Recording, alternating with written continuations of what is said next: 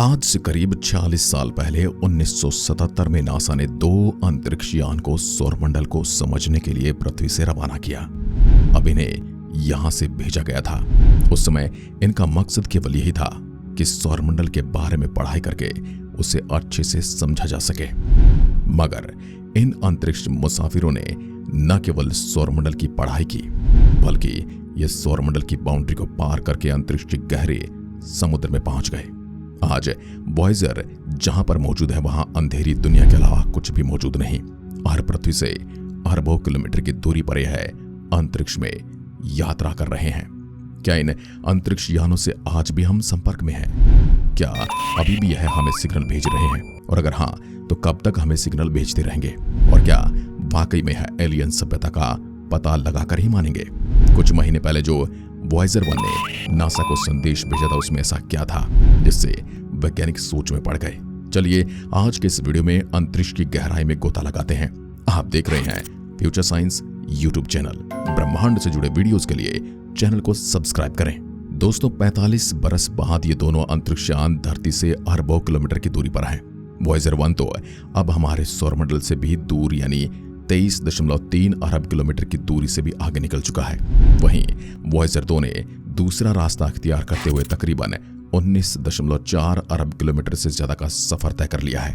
Voyager 1 से धरती पर संदेश आने जाने में तकरीबन 38 घंटे लगते हैं, यानी हमें किसी भी चीज के बारे में पूरी इंफॉर्मेशन मिलने में 2 दिन का समय लगता है। वो भी तब जब ये रेडियो सिग्नल रोशनी की रफ्तार से ट्रैवल करके हम तक आते हैं। वहीं वॉयेजर 2 से धरती तक संदेश आने में 30 घंटे से ज्यादा का समय लगता है। वॉयेजर यानों से आने वाले संदेश को पकड़ने के लिए नासा ने दुनिया में अलग अलग जगहों पर रेडियो सिग्नल सेंटर बनाए हैं। और कमाल की बात यह भी है कि आज 45 साल बाद भी दोनों अंतरिक्ष यान बराबर काम कर रहे हैं और इंसानियत तक ब्रह्मांड के तमाम रहस्य पहुंचा रहे हैं। हालांकि अब ये बूढ़े हो गए हैं, इनकी काम करने की ताकत भी कमजोर पड़ गई है, इनकी तकनीक भी पुरानी पड़ चुकी है और अब बस वॉयेजर 1 में 4 इंस्ट्रूमेंट ही चालू हैं और वॉयेजर 2 में 5 इंस्ट्रूमेंट ही चालू हैं। बाकी इसके सारे फंक्शंस बंद कर दी गई हैं क्योंकि इसकी बैटरी बचानी थी। अगर ऐसा न किया जाता तो ये कब के बंद हो चुके होते, पर किस्मत से अब तक चलते जा रहे हैं।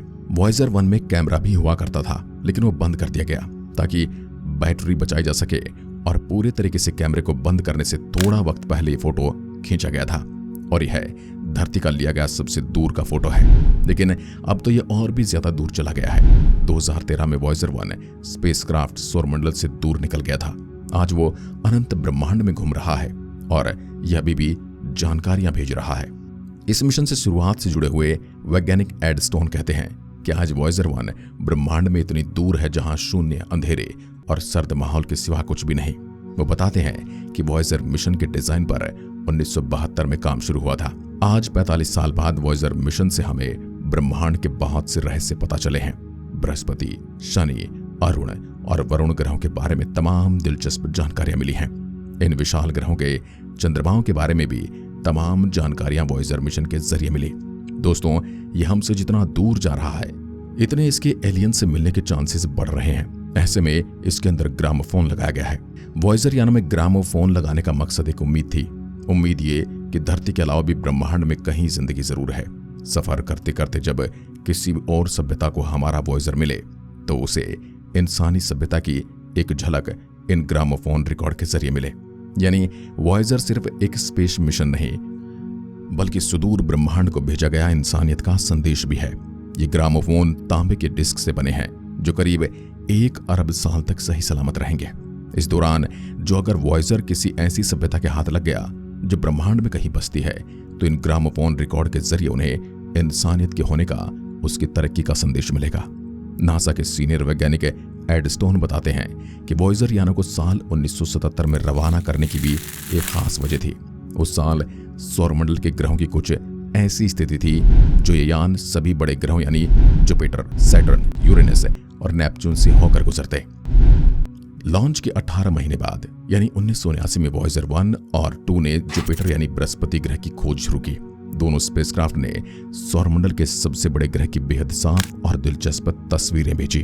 वॉयेजर मिशन से जुड़े इकलौते ब्रिटिश वैज्ञानिक गैरी हंट बताते हैं कि वॉयेजर यानों से आने वाली हर तस्वीर जानकारी की नई परत खोल रही थी। वॉयेजर मिशन से पहले हमें यह पता था कि सौर मंडल में सिर्फ धरती पर ही ज्वालामुखी पाए जाते हैं, लेकिन वॉयेजर से पता चला कि जुपिटर के एक चंद्रमा पर भी ज्वालामुखी है। एडस्टोन कहते हैं कि वॉयेजर मिशन ने सौर मंडल को लेकर हमारे तमाम ख्याल गलत साबित कर दिए। जैसे हमें पहले यह लगता था कि समंदर सिर्फ धरती पर है, मगर वॉयेजर से आई तस्वीरों से पता चला कि जुपिटर के चंद्रमा यूरोपा पर भी समुद्र हैं। इंसान के इतिहास में से गिने चुने मिशन ही हुए होंगे जिनसे इतनी ज्यादा जानकारी हासिल हुई। आज 45 साल बाद तकनीक ने काफी तरक्की कर ली है। ऐसे में वॉयेजर यान पुराने पड़ चुके हैं। वॉयेजर दुनिया के पहले ऐसे स्पेस मिशन थे जिनका कंट्रोल कंप्यूटर के हाथ में था। आज 40 साल बाद भी ये दोनों ही यान खुद से अपना सफर तय कर रहे हैं। इतनी पड़ताल करते हैं और जरूरत पड़ने पर अपना बैकअप सिस्टम चालू करते हैं। वॉयेजर को बनाने में इस्तेमाल की गई तकनीक हम आज भी इस्तेमाल करते हैं। आज के मोबाइल फोन और सीडी प्लेयर वॉयेजर में इस्तेमाल हुई कोडिंग सिस्टम तकनीक का इस्तेमाल करते हैं। आज के स्मार्टफोन में तस्वीरें प्रोसेस करने की जो तकनीक है वो वॉयेजर के विकास के दौरान ही खोजी गई थी। दोस्तों, अभी तो ये फिर भी सिग्नल दे रहा है। जैसे कुछ वक्त पहले इसने काफी रहस्यमय सिग्नल भेजे थे। नासा ने बताया कि वॉयेजर ठीक से काम कर रहा है। इसका एंटीना भी पृथ्वी की ओर है, लेकिन ये अब अपने स्थान को लेकर अलग अलग तरह के मैसेज भेज रहा है जो बाकी डेटा से मैच नहीं खाता। ये डेटा नासा के लिए जरूरी है, इसी से वो तारों के जरिए पृथ्वी की सही दिशा में उसका एंटीना रख सकेंगे। वैज्ञानिकों का कहना है वॉयेजर का इस तरह व्यवहार करना एक रहस्यमय बात है। वॉयेजर का AACS सिस्टम सही जानकारी नहीं दे रहा है। AACS वॉयेजर की जगह की जानकारी देने के अलावा वह कई अन्य काम करता है। उनमें से एक वॉयेजर के एंटीना को पृथ्वी की ओर रखना है। AACS अभी काम कर रहा है, लेकिन वह एरर वाले डेटा भेज रहा है जिसे सुधारने की कोशिश की जा रही है। अभी तो इस कारण से वॉयेजर में कोई समस्या नहीं देखने को मिली। एंटीना लगातार सिग्नल भेज रहा है, यानी कि वह सही से काम कर रहा है और पृथ्वी की तरफ है। वैज्ञानिकों ने कहा इंजीनियर इसका सॉल्यूशन सॉफ्टवेयर बदलकर करने की कोशिश में है, लेकिन अगर ये सही नहीं हुआ तो हम इसके प्रति अनुकूल हो जाएंगे। ये पहली बार नहीं है कि वॉयेजर में कोई समस्या आई है। 2017 में उसके थ्रस्ट में खराबी आ गई थी, जिसके बाद एक दूसरे थ्रस्ट 37 साल बाद शुरू किया गया। खैर, ये समस्या फिलहाल तो ज्यादा बड़ी साबित नहीं हो रही है, लेकिन कई लोग मानते हैं कि यह काफी ज्यादा खतरनाक हो सकती है और कई लोग तो इसमें भी यही कह रहे हैं कि हो सकता है कि मशीन बिल्कुल अच्छे तरीके से काम कर रही हो, लेकिन कोई दूसरा जीव इसे मैनिपुलेट कर रहा हो। लेकिन फिलहाल हम कल्पना करने के सिवाय और कुछ नहीं कर सकते। अब इंसान जिस चीज के बारे में या फिर जिस रहस्य के बारे में जानना चाहता है वो शायद हम तक हमारी जिंदगी में नहीं जान पाएंगे। ये थोड़ा दुखद है, लेकिन यह सच्चाई, जैसे कि स्टीफन हॉकिंग ने इतनी सारी रिसर्च की ब्लैक होल के बारे में, लेकिन ब्लैक होल का पहला फोटो इनकी मौत के बाद निकाला गया। दोनों ही स्पेसक्राफ्ट में एटमी बैटरियां लगी हैं। जल्द ही इनसे बिजली बनना बंद हो जाएगी। हर साल इनसे 4 वाट से भी कम बिजली बनती है। वॉयेजर के वैज्ञानिक कहते हैं कि हमें बहुत सावधानी से वॉयेजर मिशन को जारी रखना है। इसके पुराने पड़ चुके यंत्र बंद किए जा रहे हैं। दोनों के कैमरे बंद किए जा चुके हैं, जैसे कि हमने आपको पहले भी बताया, क्योंकि अंतरिक्ष में घुप अंधेरा है, देखने के लिए कुछ है ही नहीं। बिजली बचाकर वॉयेजर को सर्द अंतरिक्ष में गर्म बनाए रखा जा सकता है। दोस्तों, वैसे वैज्ञानिक कहते हैं कि 10 साल में दोनों को पूरी तरह से बंद करना होगा और 2025 तक वॉयेजर 1 भी पूरी तरह से कांटेक्ट लेस हो जाएगा। यह पूरी मानवता के लिए बहुत दुखद दिन होगा। हालांकि तब तक दोनों ने अपनी बेहद दिलचस्प जिंदगी का सफर पूरा कर लिया होगा, लेकिन दोनों ही स्पेसक्राफ्ट अंतरिक्ष में हमेशा ही मौजूद रहेंगे। शायद किसी और सभ्यता को इंसानियत के ये दूत मिल जाएं, फिर वो इन यानों में लगे ग्रामोफोन रिकॉर्ड के जरिए मानवता का संदेश पढ़ सकें। वॉयेजर मिशन के जरिए 1977 की दुनिया अंतरिक्ष में जी रही है। वॉयेजर मिशन ने इंसानियत को अमर कर दिया है।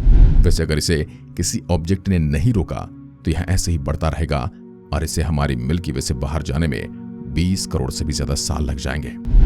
यानी कि इनका यह अनंत सफर चलता रहेगा, फिर चाहे धरती पर जिंदगी बचे या ना बचे, या फिर धरती ही ना बचे, इसके बाद भी यह खत्म होने का नाम नहीं लेंगे।